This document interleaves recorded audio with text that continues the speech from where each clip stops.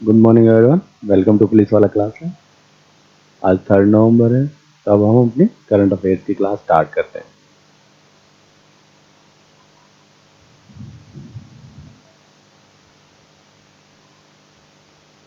As usual class की start एक positive quote के साथ। ऐसी कोई मंजिल नहीं है जहां पहुंचने का कोई रास्ता ना हो। रास्ते बनाने पड़ते हैं या ढूंढने पड़ते हैं, लेकिन ऐसी कोई मंजिल नहीं है जहां तक पहुंचा ना जा सके। इसलिए अपना रास्ता खुद ढूंढिए और मंजिल को प्राप्त कीजिए। अब हम कल के क्वेश्चंस का क्विक रिवाइज कर लेते हैं एक बार। अंतर्राष्ट्रीय देखभाल एवं सहायता दिवस कब मनाया गया? 29 अक्टूबर। HAL ने साफरान एयरक्राफ्ट का समझौता किया है फ्रांस की कंपनी के साथ। फ्रांस की कंपनी है साफरान। जन्म दर में रिकॉर्ड गिरावट इटली में दर्ज की गई है। ब्यूटी वर्ल्ड मिडिल ईस्ट 2023 की मेजबानी दुबई के द्वारा की गई। गिनी की खाड़ी में पहला संयुक्त नौसैन्य अभ्यास भारत के द्वारा किया गया और EU के मध्य हुआ था। फिनटेक यूनिकॉर्न के मामले में अमेरिका शीर्ष पर रहा। Silent conversion form margins to the centre कला प्रदर्शनी का आयोजन न्यू दिल्ली में किया गया। पटना के महेंद्र घाट पर रोजगार मेले का उद्घाटन गिरिराज सिंह के द्वारा किया गया। इन्फ्लेवर एक्सपो 2023 का आयोजन सऊदी अरब में किया गया। दक्षिण पश्चिम एशिया के सबसे बड़े पेयजल संयंत्र का उद्घाटन अमेठी में किया गया। 7 सदस्यीय GST दर पैनल का संयोजक सुरेश कुमार खन्ना को नियुक्त किया गया है। अंतर्राष्ट्रीय सौर गठबंधन का 6ठा सत्र दिल्ली में आयोजित किया जाएगा और इसका मुख्यालय गुरुग्राम में है। रन फॉर यूनिटी कार्यक्रम सरदार वल्लभ भाई पटेल की जयंती पर आयोजित किया गया। 8वां बैलन डी'ओर पुरस्कार लियोनेल मेसी को दिया गया। ये कल किए गए क्वेश्चन। अब हम 3 नवंबर को इतिहास में हुई महत्वपूर्ण घटनाएं देख लेते हैं। 1948 में भारत के तत्कालीन प्रधानमंत्री श्री जवाहरलाल नेहरू ने संयुक्त राष्ट्र महासभा में अपना पहला भाषण दिया था आज ही के दिन। 1962 में चीन के हमले के मद्देनजर भारत में गोल्ड बॉन्ड स्कीम लागू की गई थी। 2000 में भारत सरकार द्वारा डायरेक्ट टू होम मतलब DTH की प्रसारण की सेवा शुभारंभ हुई थी। अब हम 3 नवंबर को मनाए जाने वाले कुछ महत्वपूर्ण दिवस देख लेते हैं दोस्तों। खाद्य प्रसंस्करण सप्ताह 3 से 5 नवंबर के मध्य मनाया जाता है। डोमिनिका राष्ट्र स्वतंत्र हुआ था आज ही के दिन। पनामा पृथक्करण दिवस भी आज ही के दिन मनाया जाता है। याद रखिए, खाद्य प्रसंस्करण सप्ताह इंपॉर्टेंट है दोस्तों, 3 से 5 नवंबर के मध्य मनाया जाता है। तो अब हम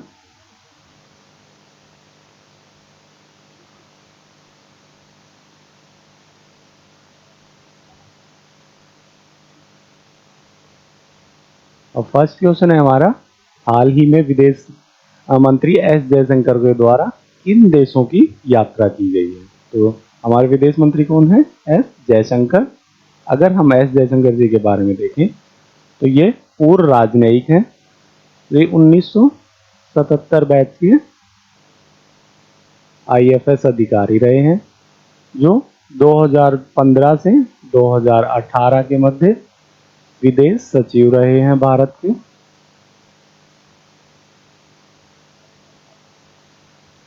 और जो अमेरिका और भारत के मध्य, अमेरिका व इंडिया के मध्य जो परमाणु अप्रसार संधि हुई थी,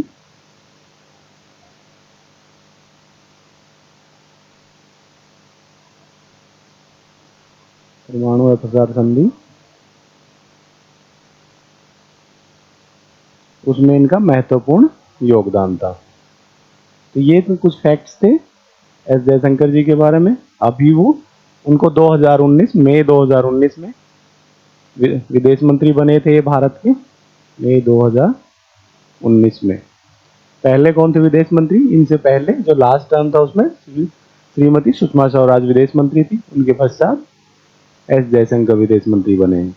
तो अब हम कुछ डिटेल्स देख सकते हैं दोस्तों।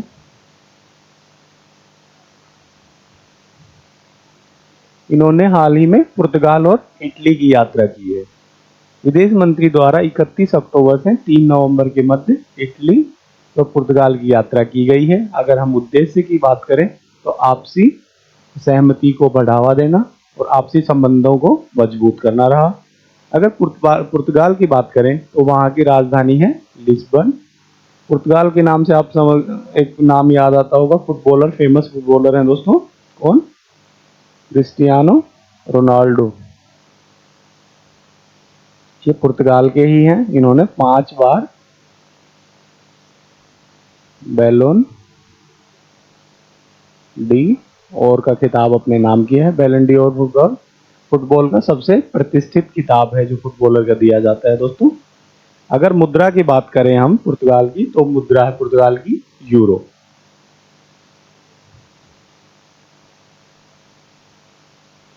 अगर इटली की बात करें तो इटली की राजधानी है दोस्तों रोम और वहां की मुद्रा है यूरो। फिलहाल प्रधानमंत्री है वहां जॉर्जियो मेलोनी।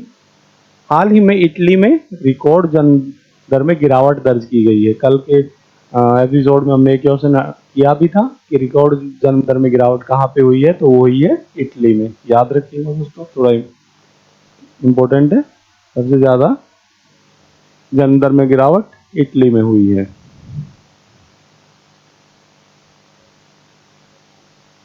इसका राइट आंसर था पुर्तगाल और इटली।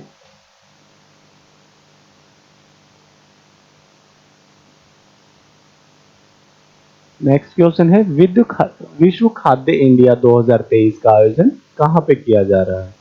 तो विश्व खाद्य इंडिया का आयोजन दिल्ली में किया जा रहा है दोस्तों।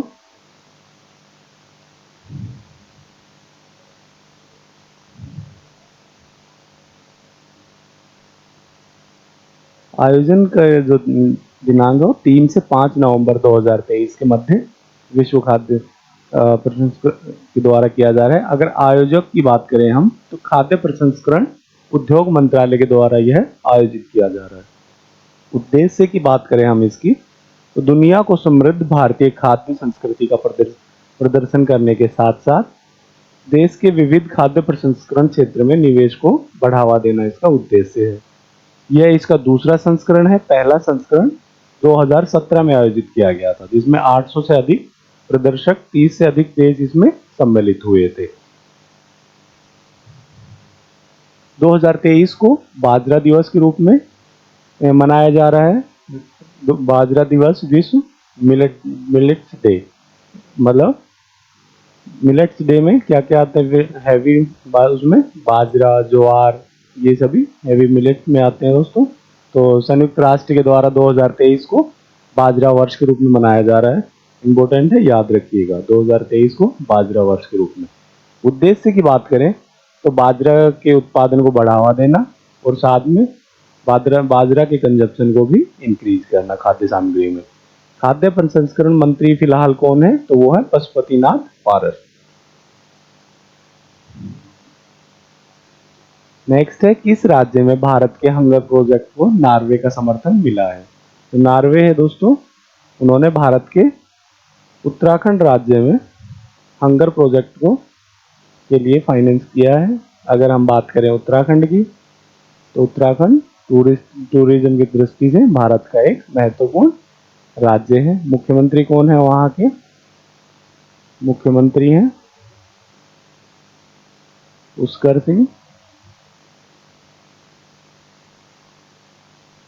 धामी। फिलहाल वहां के मुख्यमंत्री हैं। तो अब हम इस प्रोजेक्ट के बारे में कुछ डिटेल्स देख लेते हैं दोस्तों।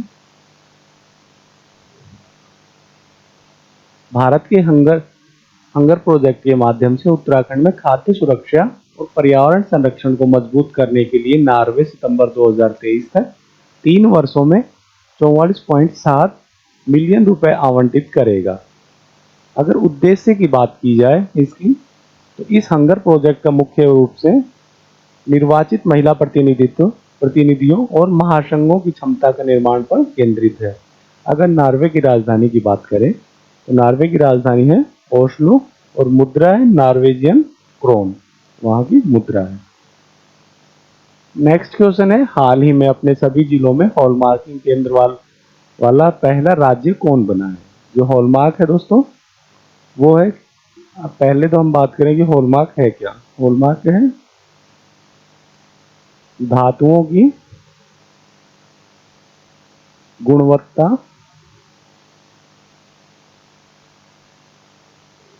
को निर्धारित करता है हॉलमार्क।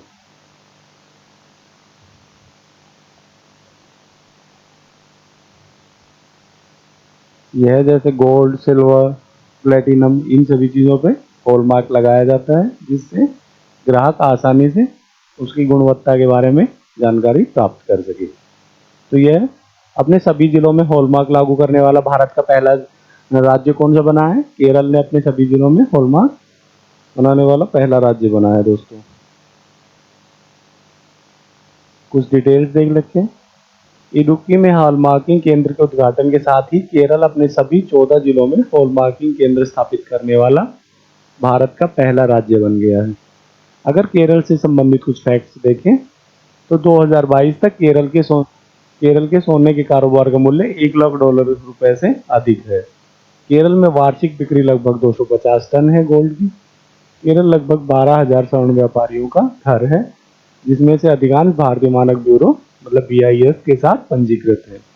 और कुछ अदर फैक्ट्स भी देखें तो सबसे ज़्यादा जो एजुकेशन है दोस्तों, एजुकेटेड स्टेट मानिए, एजुकेशन में सबसे ज़्यादा केरला में है। सेक्स रेशियो है दोस्तों, सेक्स रेशियो भी सबसे ज़्यादा केरल का है। फेमस साइलेंट वैली भी केरल में है। मोस्ट एजुकेटेड स्टेट भी है तो केरला में। ये सभी इसकी कुछ खूबियाँ थी। नेक्स्ट क्वेश्चन देखते हैं। सतर्कता जागरूकता सप्ताह 2023 का आयोजन कब किया जा रहा है? तो सतर्कता जागरूकता अभियान मेनली किस लिए होता है? भ्रष्टाचार को की रोकथाम के लिए, लोगों को जागरूक करने के लिए होता है। उद्देश्य की बात करें तो भ्रष्टाचार पर अंकुश लगाने के लिए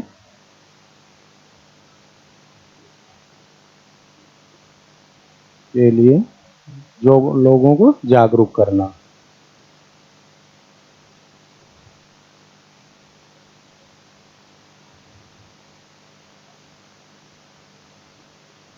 इसका उद्देश्य है। इसका आयोजन 30 अक्टूबर से 5 नवंबर के मध्य किया जा रहा है। तो अदर डिटेल्स देख लेते हैं। इस सप्ताह का आयोजन केंद्रीय सतर्कता आयोग द्वारा किया जाता है। ये क्वेश्चन भी आपसे पूछा जा सकता है। इस सप्ताह का आयोजन किसके द्वारा किया जाता है? तो इसका आयोजन केंद्रीय सतर्कता आयोग के द्वारा किया जाता है। अगर थीम की बात करें 2023 की, इसकी थीम है भ्रष्टाचार का विरोध करें, राष्ट्र वर्ग के प्रति समर्पित रहें। इंपॉर्टेंट रहेगा। भ्रष्टाचार सप्ताह 2023 की थीम क्या है, पूछा जा सकता है। उद्देश्य की बात करें, सार्वजनिक जीवन में सत्यनिष्ठा और नैतिकता के महत्व के बारे में जागरूकता बढ़ाना है। केंद्रीय सतर्कता आयोग भारत सरकार के विभिन्न विभागों के अधिकारियों से संबंधित भ्रष्टाचार नियंत्रण की सर्वोच्च संस्था है। अगर हम बात करें इस गठन की, तो इसकी स्थापना 1964 में हुई थी दोस्तों। नेक्स्ट क्वेश्चन है, कैलिश कोको नामक कोकीन के लिए एक नया टीका किस देश के द्वारा विकसित किया गया है? क्वेश्चन से आप समझ गए होंगे कैलिश कोको क्या है। एक कोकीन है, इसके लिए टीका ब्राजील के द्वारा विकसित किया गया है दोस्तों।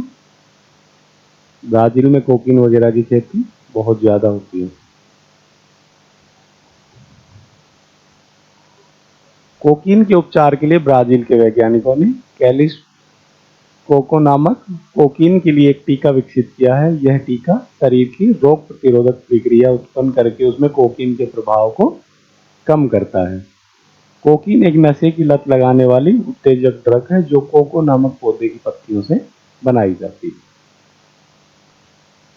मुंबई के वानखेड़े स्टेडियम में निम्न में से किसकी प्रतिमा का अनावरण किया गया है? तो फोटो देख के आप समझ गए होंगे। मुंबई के वानखेड़े स्टेडियम में सचिन तेंदुलकर की प्रतिमा का अनावरण किया गया है। कुछ डिटेल्स देख लेते हैं दोस्तों। मुंबई के वानखेड़े स्टेडियम में इनका अनावरण हुआ। सचिन तेंदुलकर को 1994 में अर्जुन पुरस्कार, 1997 में खेल रत्न, 1998 में पद्मश्री और 2008 में पद्म विभूषण प्राप्त हुआ। वह एकमात्र खिलाड़ी हैं जिन्होंने 2013 में भारत रत्न से सम्मानित किया गया। इसके साथ वो राज्यसभा से सांसद भी रहे हैं और राज्यसभा से नॉमिनेटेड मेंबर भी रहे हैं। सचिन तेंदुलकर भारत के क्रिकेट की महान शख्सियत रही हैं। प्रवासी सप्ताह, प्रवासी परिचय किस देश में शुरू किया गया है? तो प्रवासी सप्ताह, प्रवासी परिचय कौन से देश में शामिल शुरू किया गया है? यह शुरू किया गया है संयुक्त अरब अमीरात में। अगर हम संयुक्त अरब अमीरात की बात करें तो वहाँ की राजधानी है अबू धाबी, मुद्रा है दिरहम। भौगोलिक स्थिति की बात करें तो यह मध्य पूर्व ओमान और सऊदी अरब के बीच ओमान की खाड़ी और फारस की खाड़ी की सीमा पर स्थित है। अरब विश्व के कच्चे तेल के लिए एक महत्वपूर्ण पैरागमन बिंदु है। जो अरब कंट्रीज हैं दोस्तों, वो ये मानी तेल की काफ़ी वहाँ पे भंडार है, तो तेल के मामले में उनकी स्थिति काफ़ी मजबूत है। नेक्स्ट देख लेते हैं। हाल ही में किस राज्य सरकार द्वारा बेघरों के लिए अबुआ आवास योजना के तहत 8 लाख घर बनाए जाएंगे? याद रखिएगा दोस्तों, योजना काफी बार पूछी जाती है। कौन सी योजना है ये? अबुआ आवास योजना। और इस अबुआ आवास योजना में क्या किया जाएगा? इसके तहत 8 लाख बेघर लोगों के लिए घर बनाए जाएंगे। तो ये बनाए जाएंगे, आप फोटो देख के समझ गए, ये हैं हेमंत सोरेन। हेमंत सोरेन कौन है? ये झारखंड के मुख्यमंत्री हैं।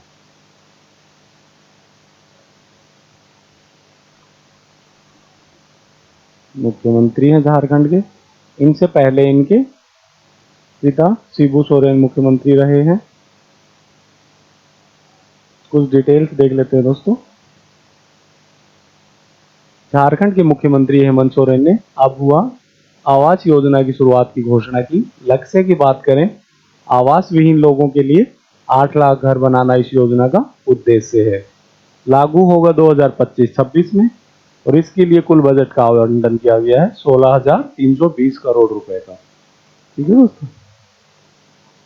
नेक्स्ट है, बांग्लादेश वायुसेना ने अपना स्थापना दिवस मनाने के लिए भारत के किस राज्य का दौरा किया है? बांग्लादेश की वायुसेना का हाल ही में स्थापना दिवस था, तो उन्होंने इसे मनाने के लिए नागालैंड का हाल ही में दौरा किया है। कुछ डिटेल्स देख लेते हैं इससे रिलेटेड। बांग्लादेश की वायुसेना का आधिकारिक गठन 28 सितंबर 1971 में हुआ था। 31 अक्टूबर 1971 को भारत ने बांग्लादेश को किलो फ्लाइट विमान सौंपे थे। बांग्लादेशी वायुसेना ने दीमापुर में अपना स्थापना दिवस मनाने के लिए हाल ही में दौरा किया है। बांग्लादेशी वायुसेना का मुख्यालय ढाका में है। वायुसेना प्रमुख हैं air chief marshal Sheikh Abdul Hannan, वहां के वायुसेना प्रमुख हैं। नवंबर 2023 में दुनिया का पहला artificial intelligence safety summit AI safety summit 2023 का आयोजन कहां पे किया जा रहा है? तो यह किया जा रहा है बकिंघमशायर, यूनाइटेड किंगडम में। पहले एआई समिट फर्स्ट है, तो दोस्तों याद रखिएगा, इंपॉर्टेंट रहेगा। तो ये फर्स्ट एआई समिट का आयोजन बकिंघमशायर, यूनाइटेड किंगडम में किया जा रहा है।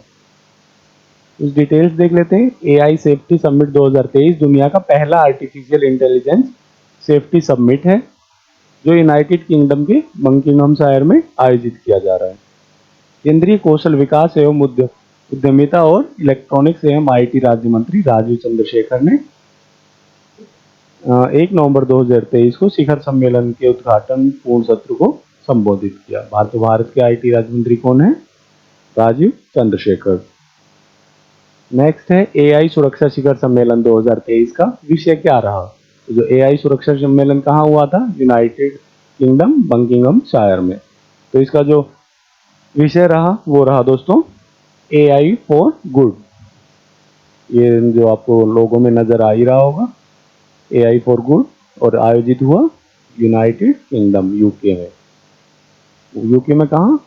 बकिंघमशायर।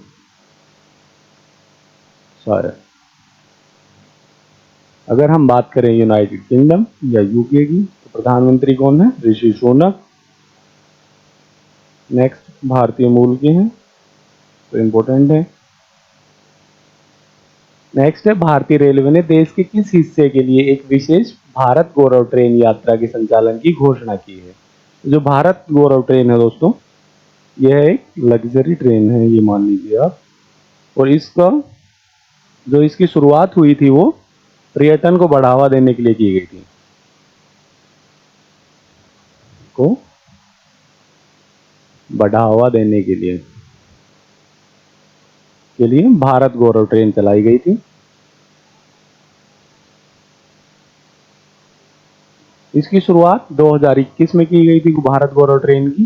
पहली ट्रेन 2021 में चली थी, जिसके तहत जो 8 ज्योतिर्लिंग थे उसके साथ शिरडी साईं वगैरह मंदिर में उनके दर्शन करवाए जाते थे। तो हाल ही में देश के उत्तर पूर्व राज्य में भारत गौरव ट्रेन की शुरुआत की गई है। इसके तहत जो नॉर्थ ईस्ट में जो राज्य हैं उनकी प्रकृति का आप आनंद ले सकते हैं, घूम सकते हैं इसके द्वारा आप।